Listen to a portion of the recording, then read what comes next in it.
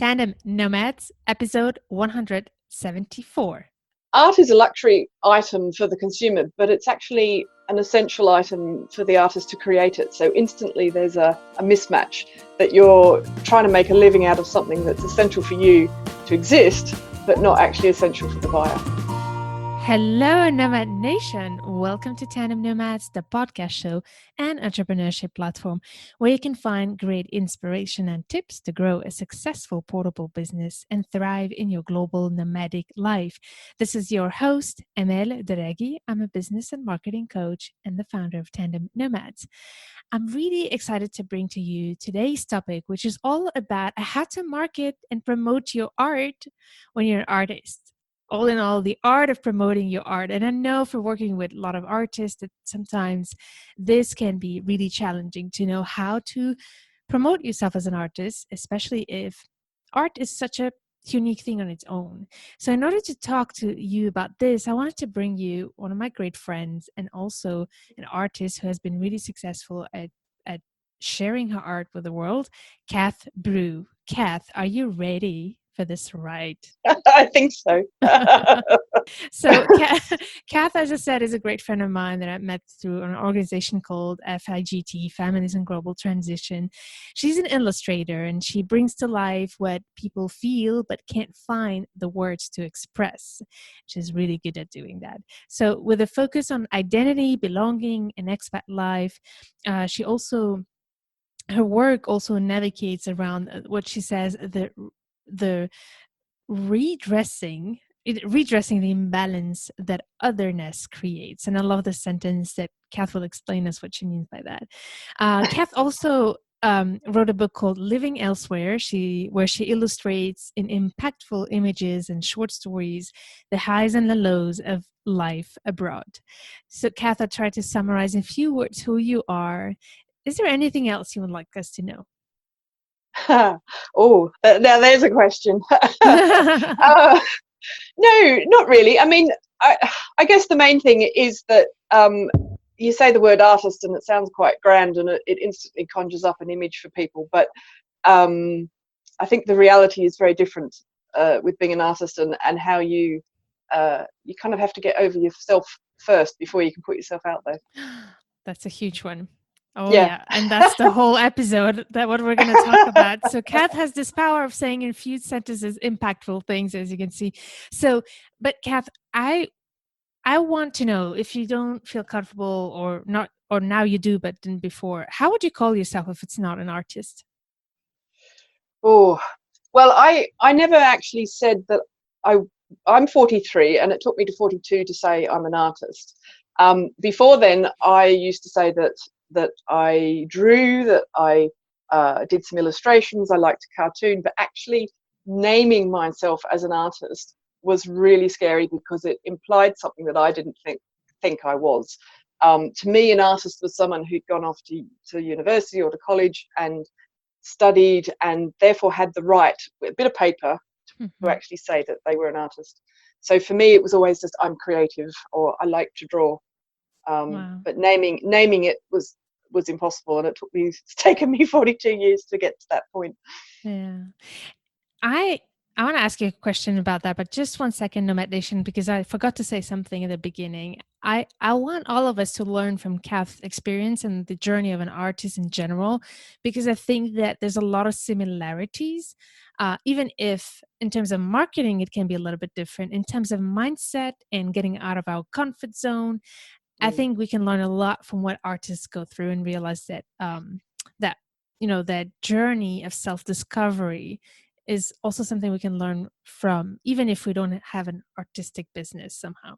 So I just wanted to put that out there to you who are listening and who might not be artists. But you said it took you until 42 years old to be able to call yourself an artist. What happened that year? What happened a year ago that suddenly you can do that?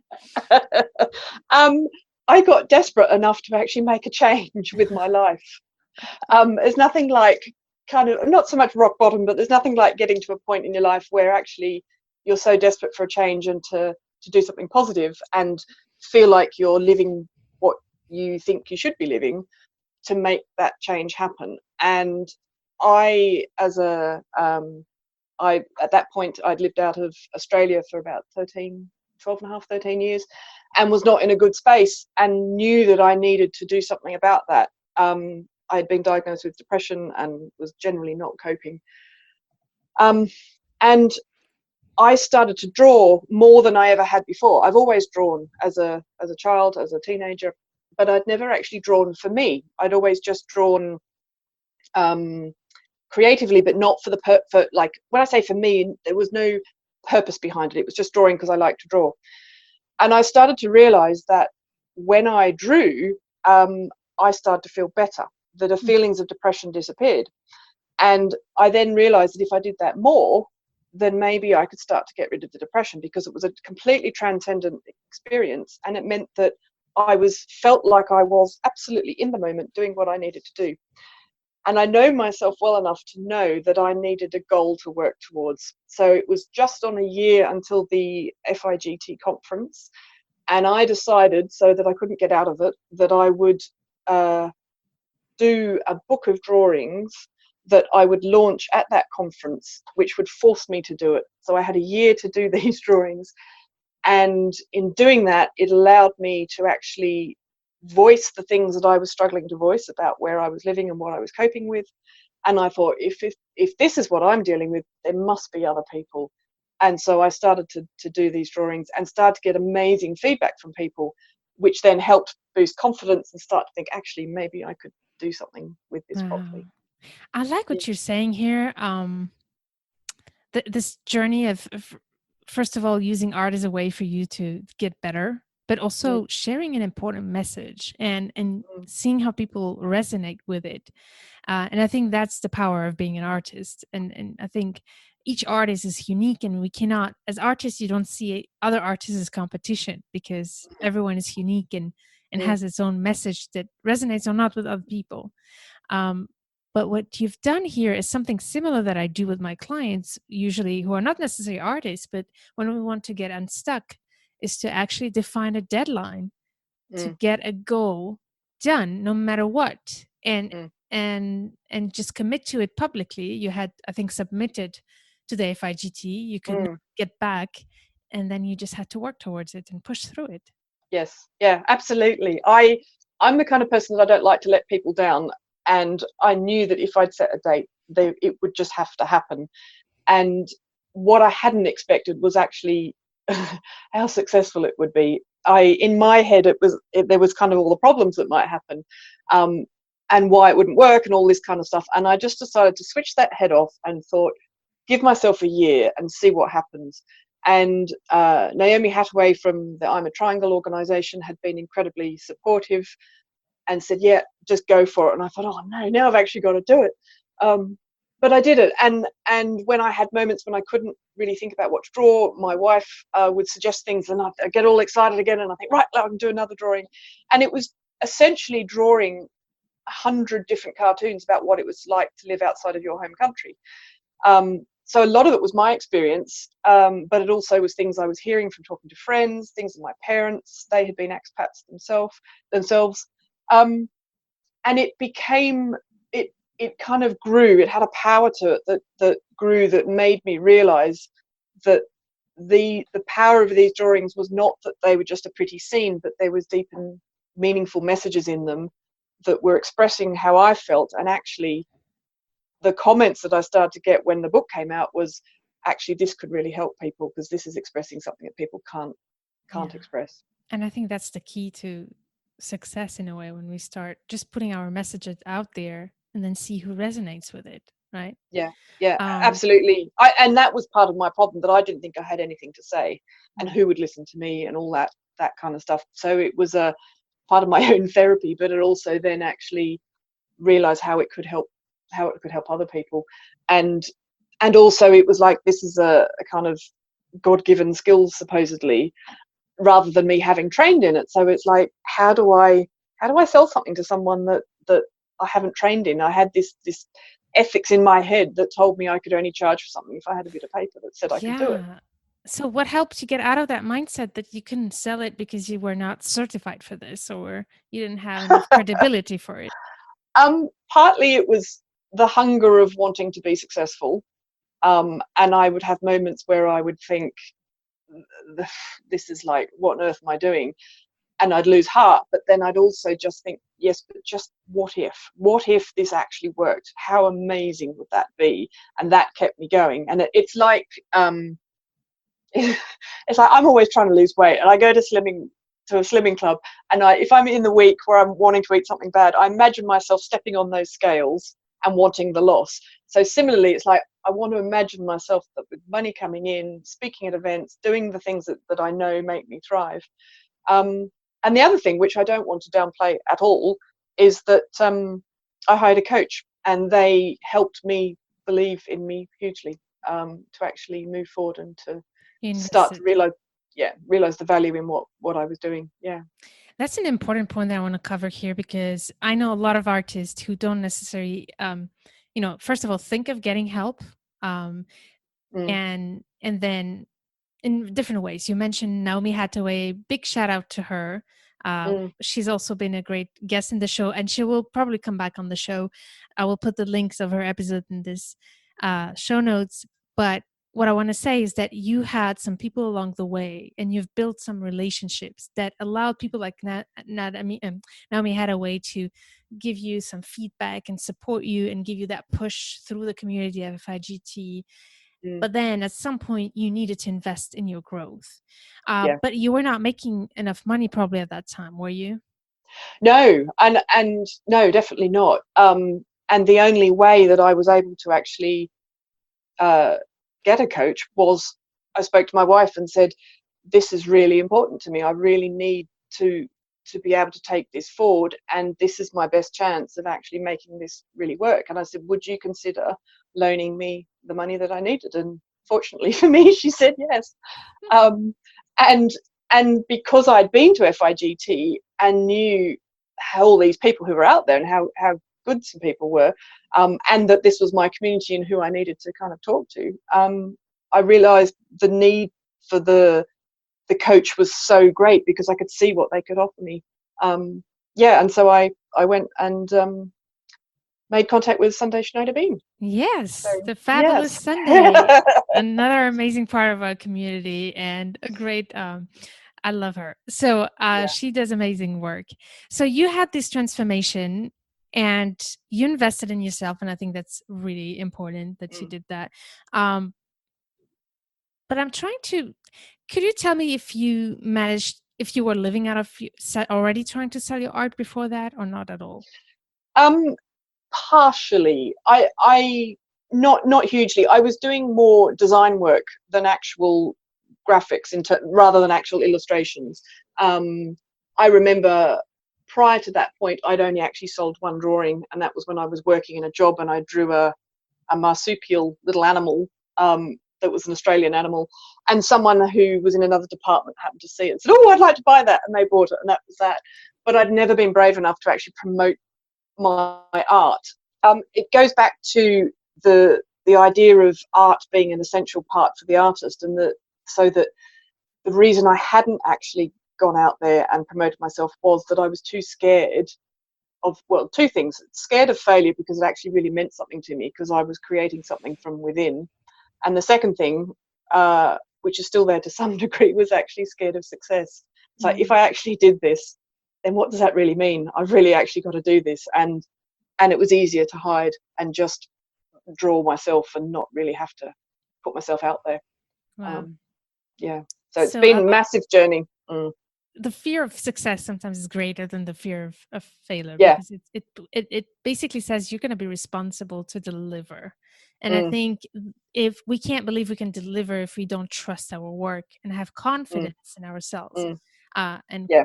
as an artist, I think there's an extra layer when we deliver a product or service. By definition, when you're being paid for it, you expect to be evaluated on the quality of it.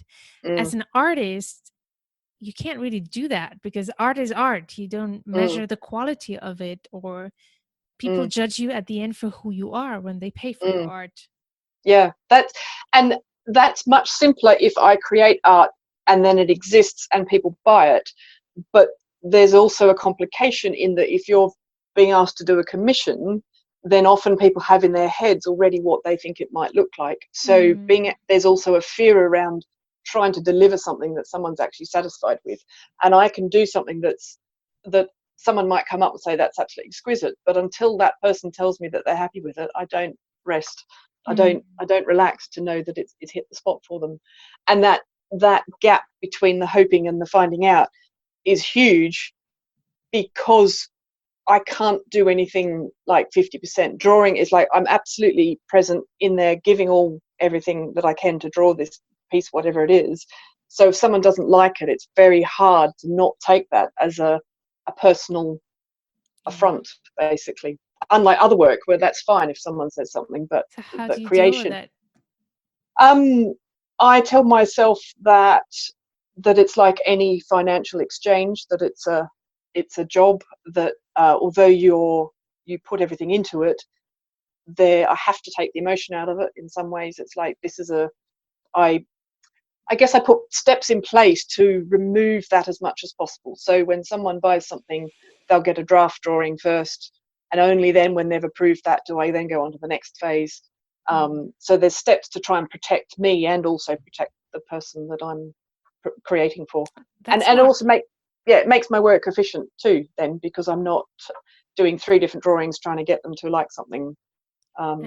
I like that tip. That's very practical. Like when you have a commission, you actually send a draft first that they approve, and then you continue the work. Yeah. So could you tell us what kind of like type of revenue streams do you have? What kind of work do you do to actually make a living now out of your art? First of all, I do a lot of what I do at the moment is custom illustrations for people, and being within the kind of expat globally mobile community, this time of year is particularly busy because it's leaving season, and with all the COVID stuff, it's even more kind of intense because people aren't able to say goodbye, so they're looking at other ways of giving gifts that don't have to be in person. So it's custom illustrations. I've also recently opened the Drawn to Stories shop, which is a range of gifts that have my drawings on them, including then the book that we talked about earlier that I created. I also still partly do my previous business that I created, that is a business around heritage interpretation. So basically telling stories of history and culture for tourism sites and tourism places, which actually matches beautifully with this kind of work, because it's about looking at meanings and how people make meaning and how they respond to meaningful stories and how they process information, and to then translate that into a drawing that relates to a kind of a globally mobile life. Was quite a natural step. So yeah. Can you tell, I know it's difficult to do it without seeing it, and if it's okay with you, I'd love to post, for example, an example of your illustrations in the show notes of this episode so that people can see your work. Or actually, Nomad Nation, I think the best way to have an idea is to actually check Cath Brew's website to understand what we're talking about in terms of illustration. But can you explain, because I think what I try to teach my clients when they're artists is the importance of them to craft their messaging and to craft their purpose behind their art. I think that's where it starts to become impactful, and that's what you did very beautifully. Could you tell us a bit more about, what is that message behind your illustrations and what makes people feel drawn to it? And actually, your business is called Drawn to a Story, which is beautiful. It's perfect. So how do you make people drawn to that story through your illustration? The key thing really is that humans relate to humans. It's all about emotional connections, and actually helping people to have a voice in a way that they don't feel that they do. So I can create a piece of art that is valuable for me, and it says what I express and feel, but only then does the conversation that I'm having with the world go anywhere then when people then start to take part in that conversation themselves. So I could easily just draw a landscape and draw some trees or something, but that landscape picture is very nice, but it doesn't have the meaning behind it until you then put the story that goes with it. So for an example for me is I was struggling here with not feeling like I had any knowledge or fitted, because every time I spoke about something, people didn't know, and We should every say time that actually where you are now. I'm sorry we didn't do that. You're Australian and where you're I living now. am, I'm an Australian and I live in southern England, which you would think would be quite similar to Australia, but actually the subtleties of catch you out. So I was very used to going to places and having everybody know what was being discussed about, and me not knowing. And then when I would talk, they'd all know. They wouldn't know, and I was the only one that knew my stuff. And it started to play with my mind. And we went somewhere to a tourist destination where there was a tree that was an Australian tree. And I walked up to this tree and I started to tell my wife all the stories about it, how Aboriginal parents told their children that if they ever got lost in the bush, that they should sleep under this tree, because the little needles that came off the leaves would stop snakes from getting them. And I burst into tears because I suddenly realised that I really did know something, and that all my experiences were Australian, not the UK. And so the story that you then put with a tree that actually may just look like a standard landscape to someone else, but then putting an emotional story on it, and the realization of what the power of that means to me, if I can express that in a drawing through various kind of expat circumstances, all the weird and wonderful things that happen to us, then I start to get people to actually engage, because I'm tapping into their emotions, and there's a becomes a storytelling element in it, something that other people can relate to. It's all about the message, but also the conversation that you're triggering with your Mm. illustrations. Yeah, That's yeah, powerful. exactly. Yeah. Yeah. And So also, sorry, I was just going to say, also the brain processes imagery 60,000 times faster than text alone, so they're very efficient in communicating a message, but also removing a lot of the extraneous information that words have. So there's a simplification of imagery that's particularly powerful as well. I often say that in order to have clarity on your business, um, you need to know what problem you're solving.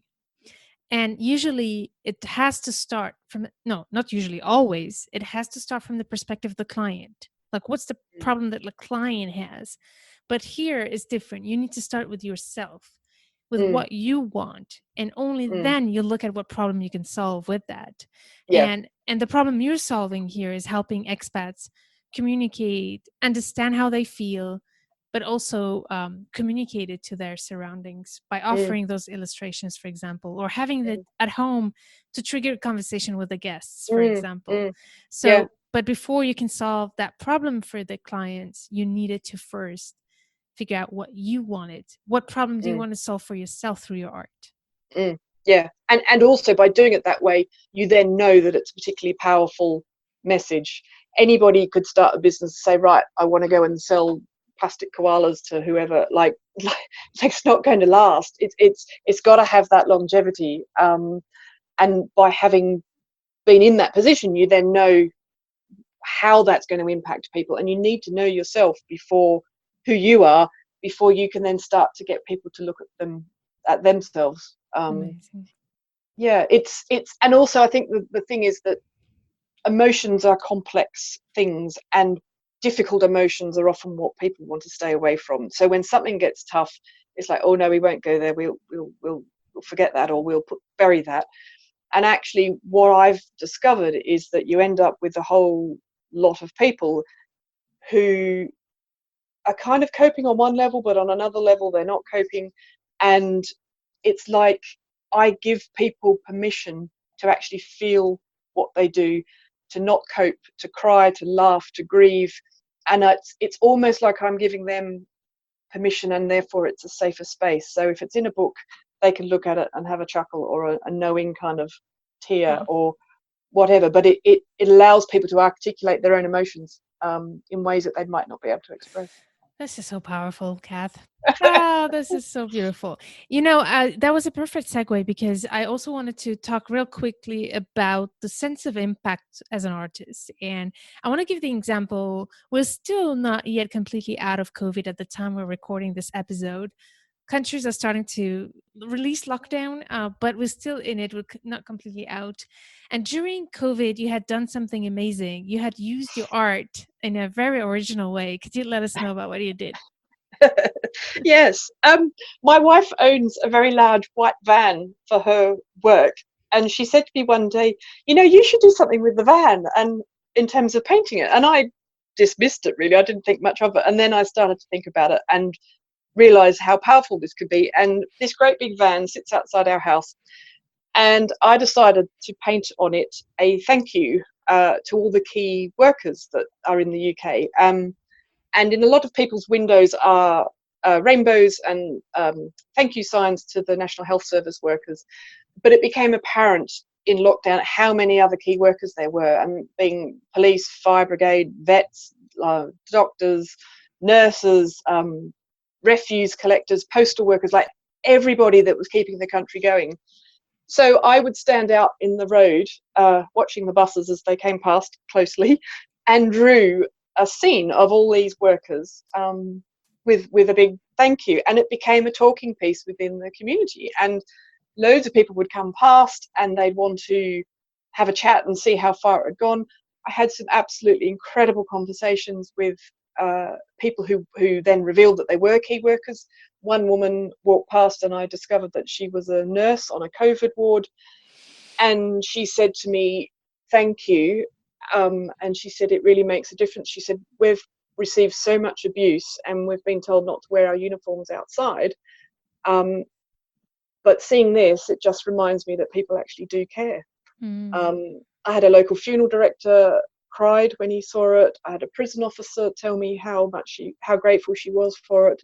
It started conversations with kids as they walked past with their parents, and it's been incredibly powerful in a way that I hadn't actually expected, and I, to be honest, completely underestimated how important it would be. And it became a bit of hope, really, and kind of felt like it brought the community together a bit. So it's still parked there because I haven't been able to drive it because the battery's now gone dead, so it's still in the street.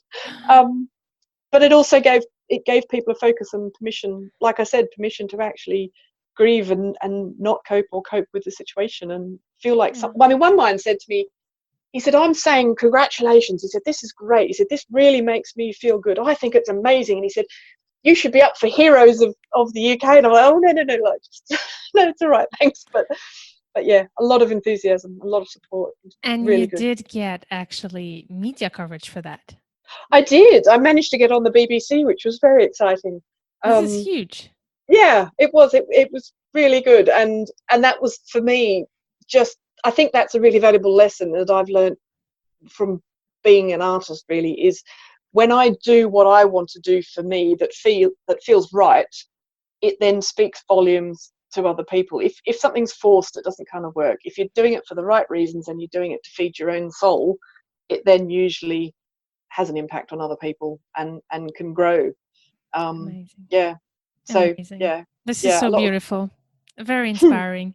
So, Nomad Nation, and Cath, you know this because I think you've been in some of my presentations, but I I teach, when I teach people how to build a marketing strategy, I talk about these three C's. The first one is clarity, having clarity on your business.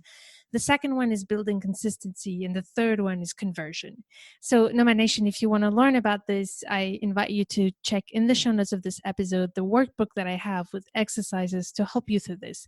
So go to tandemnomads.com/174 and you'll be able to download it. And what I've been doing right now with Cath was to actually take you through the first process, which is clarity, getting clarity on your mission statement, your messaging, but also your mindset and your fears, all of that, because no marketing strategy, no promotion, nothing can work if you don't have that clarity on who you are, who you want to serve, what is your purpose behind it. So this is why I wanted to spend time on it. And it's even more important as an artist, I think. But once you got that you started doing some good stuff as well and being very strategic about how you were running your business. And I've been observing you, and this is why I want you to come on the show. So there are a few things you do very consistently. If you allow me to say it, because I observed it, and you Yeah, correct I'd be me. interested to see what you say. Correct me. So once you've got your message clear, that you touch people's lives with your messaging, you need to keep that traction going. You know, Yeah. you need to keep capturing these people's attention and continue to build a relationship with them. So the first thing, obviously, you do very well, Cath. And from the moment we met, obviously we got friends very quickly. We won't say Mm. how, in which context, but but I observed you, and you were really consistent, not just with me, with everybody in the network, at building a Mm, sincere relationship with people mm, and yeah.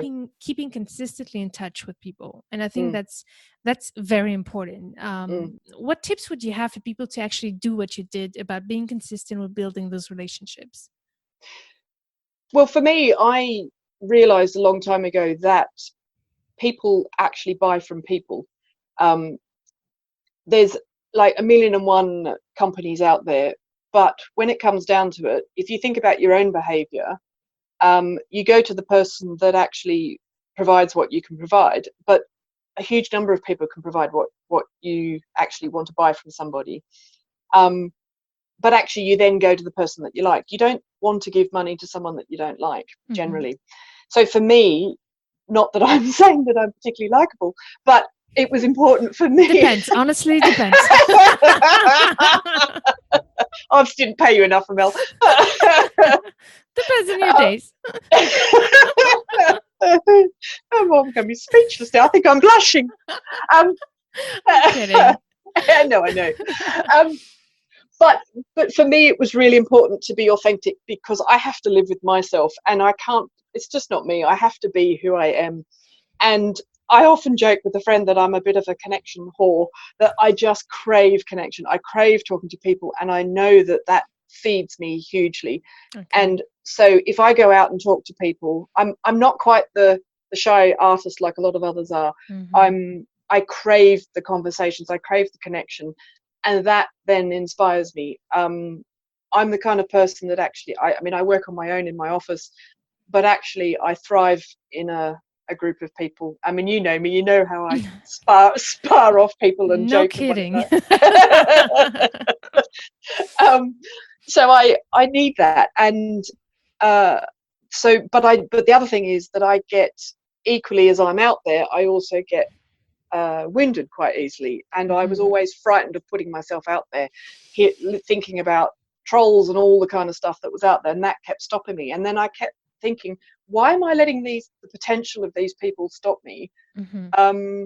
when actually it's nothing to do with them, and I want to make my business and I want to make it work. So That's I great. just I think that's did it. beautiful that you feed yourself. Your art feeds itself. Actually, you wouldn't be able to be so accurate and so punchy in your illustrations if you didn't listen to people's stories, I guess, Mm, as well. yeah. Is there any I know it's a difficult question, to be honest, but let me try it.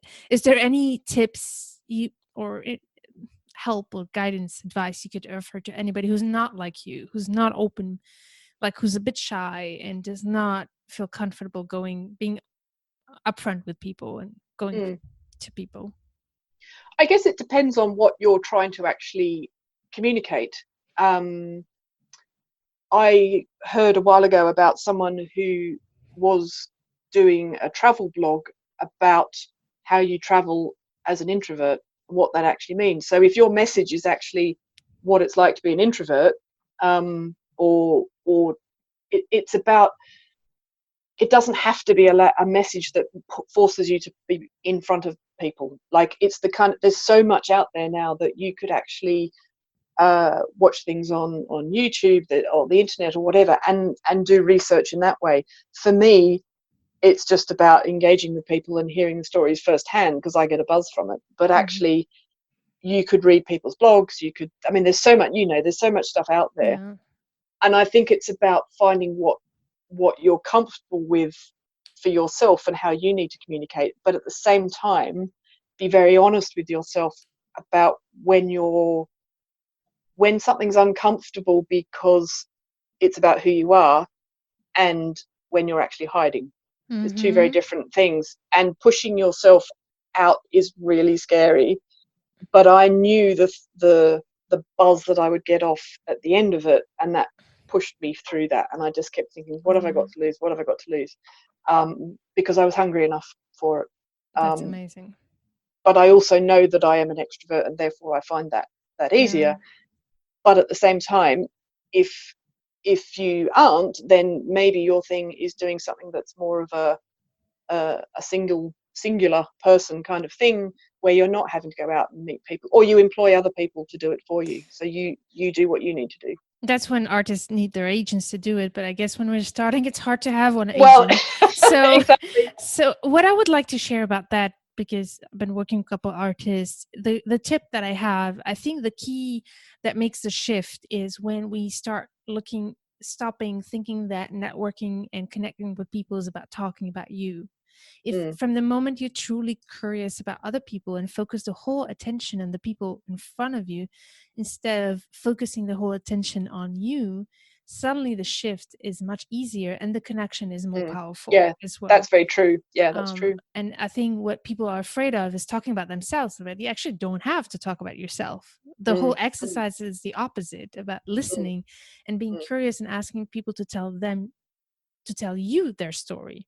Yeah, I So think also there's that, like you say, that fear of networking and how do I do the small talk kind of thing. But mhm, actually, if you go into a room with pre-prepared kind of questions, or even just how do you feel about that, or ask any kind of open question, it mhm. makes a huge difference. An open question, yeah. I do think that it's important to network as an artist, and we can't stay at Mm, home because how does the people get to know about it if you don't go out? mm, But of course, there's mm, social media and everything, but that's important. The second thing I saw you do consistently, I insisted on the relationship, but second thing you did then more strategic in the marketing that I also teach in the workbook that you can download. But I've really loved the way you did it was to create consistent content to drive people to your website and mm, to your mm, work. So there's few things you did, such as the Friday lives, the mm. blog, and you do have a newsletter as well. So tell Yeah, me through the process of what is it that you do? Could you explain that to us? yeah. For I'm your audience. Yes, I'm particularly active on Instagram, and I do a thing called Expat Life, which is just, I think I'm up to 212 of them now, and it's just a little kind of scenario that reflects what expat life is like, and it's short and sweet with a picture, and it grabs people's attention. And I often get private comments from people. People comment publicly, but then other people like, oh my god, you have no idea how real this is for me now, or thank you for saying that because no one else does. And it it it's proven to me that there's a market for it, that people are interested, and it's global people, it's expats, it's families of expats, who are interested in it. um, but I also use Facebook, which doesn't have as much of a following. Instagram seems to be where there's more movement, shall we say. um, but I'm just trying to link everything together to allow for the fact that not everybody's going to be on every single platform. Mhm. I want to be spread across everything. I've also kind of created a style that means that someone can instantaneously recognize that it might be my stuff. So if they know me, they think they'll recognize the logo and the kind of shape that I do, the Mhm. creation I do. Um, but the newsletter that I have is very much about trying to get people to see more of a personal side of me, and get to know me as a person, so that they know who they're buying from. And the same with the shop. It's got information on there about why Drawn to a Story exists, uh, the values that I want to put into the shop in terms of things like all clothing is going to be the same price within one particular style. There's no size different prices. No price differences for different sizes. That's like a tongue twister. Um, and it's a lot of it has been about getting me out there. So because nobody's going to buy something if they don't know I exist. So it's about me being consistent, because you could put an ad in a paper but after that day and after the person's flipped the page, they're forgotten. So for me, I've learned that I need to be in people's minds, and I have a structure that I've created throughout the week that certain days have certain things, and it's just about being in people's faces, but in a way that's not overly salesy. So it's like although it's clearly for my interest as a business owner, nobody's really interested in what I've got to say. They're interested in what they want to know. Mm-hmm. And that's a fundamental difference that I think a lot of people don't get. And it's about sitting in the position of the consumer or the customer rather And than you. and that's where you became a good marketer. Yeah. Yeah. You remember what I said at the beginning, that you have to put yourself in the shoes of the client. That's where you manage beautifully to make the shift from focusing first on your art, your message, what you want, what makes you comfortable. And once you are completely, really, actually comfortable in your boots, like we say in French. I don't know what's the English translation of I that don't know. expression. The Australian one's probably too rude to say, so But as long once you're grounded with yourself, that's when you start being yeah. able to stay authentic, and still adapt your way of doing things to how people need it to be Yep. seen in their own needs and how they Yeah. relate. Absolutely. And I was going to say the shift also happens because at the beginning you're trying to put yourself out there, but actually when you realize what you're doing, putting out a drawing is actually it's the least important thing in a message. It's almost the secondary. It supports what the message is that you're trying to say. So before, a drawing would be the be all and end all, and I just put a drawing up, but there would be no sales kind of message. Now there's a message, and the drawing just supports that. There's a real shift, which has actually then grown my interest and my following and knowing who my market is and how best to try and serve them. Exactly. And a little tactical thing that you do that I find super smart. Your content, for example, on Instagram, they're not drawings. What you sell is drawings. But again, going back, because you're super clear about your messaging and the purpose behind your drawings, that you're able to create like quotes with pictures and have a conversation with potential clients that eventually will buy your illustrations because they know that you get them. Yeah, And they exactly. You're creating that relationship with potential customers, and the other thing is that when I'm running a business and I'm a sole person in the business, there has to become a point when I look at how I spend my time and what becomes a premium product that actually is personalized. So things in the shop or other things that are for sale are kind of the cheaper end of the market, but when I actually have to spend my time on something and really focus on it, like a custom illustration, that then becomes a premium product, so that it's I can't produce stuff at that level all the time, and otherwise it's just not viable financially. So there's kind of the mass market stuff, and then if someone wants to have a premium product, that's what they pay for, and that then becomes my time. Amen. Nomad Nation, could you please back up and listen to this again? This is very strategic thinking about how do you convert an audience into clients, but also how to be effective and where to make the difference between what you give for free with your content and what you actually charge for, which leads me to the third part, which is conversion. So could you tell me anything that you want to share, any tips that has helped you once people come to you? What do you proactively do to transform your audience into clients? I think a key thing is that if anyone expresses an interest, I make sure I follow up with them. Don't leave anybody hanging. Make sure that I've actually do a kind of a sales call.